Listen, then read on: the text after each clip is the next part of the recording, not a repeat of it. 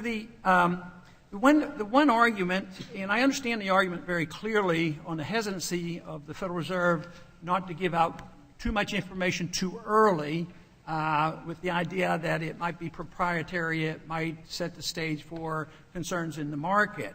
But, you know, I think of this in contrast to what the purpose of the SEC is. This SEC has a purpose to investigate demand reports and get the information out immediately, and that's their responsibility. And if a company doesn't let us know exactly what they're doing and what their accounting procedures are, they get into a lot of difficulty. But the argument seems to be different for the Federal Reserve that, oh, if we have information about a bank that might be, you know, in difficulty, you know, in a market situation, that information should be available to us. So I take the position that information shouldn't be that detrimental to us, and that the more we can get, the better.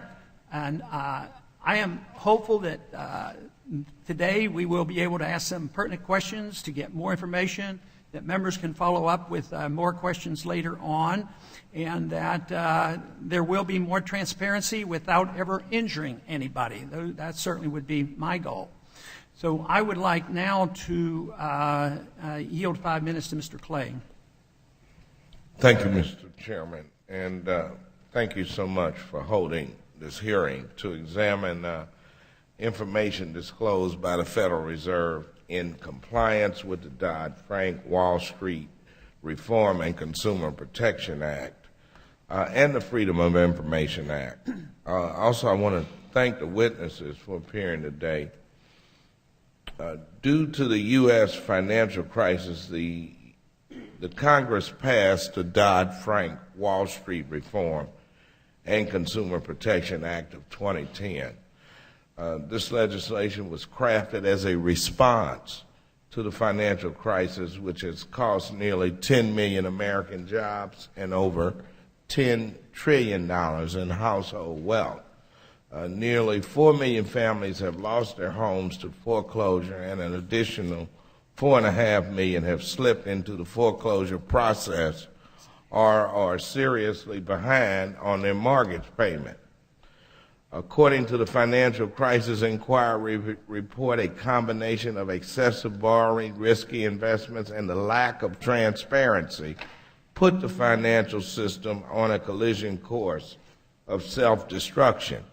In the years leading up to the crisis, too many financial institutions as well as too many households borrowed too much, leaving them vulnerable to financial distress if the value of the investments declined even modestly. For example, as of 2007, the 5 major investment banks were operating with extraordinarily thin capital. By one measure, their leverage ratios were as high as 40 to 1, meaning for every $40 in assets, there was only $1 in capital to cover losses. Less than a 3% drop in asset value could wipe out a company.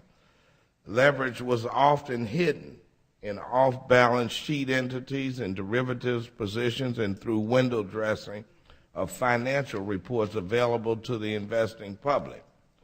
Within the financial system, the danger of this debt was increased because transparency was not required or desired. Undercover corporate dealings assisted in the financial meltdown which still plagues us today. In order for democracy and capitalism to exist correctly, transparency must be at the core, and trust and transparency and the rule of law are fundamental to this nation's success.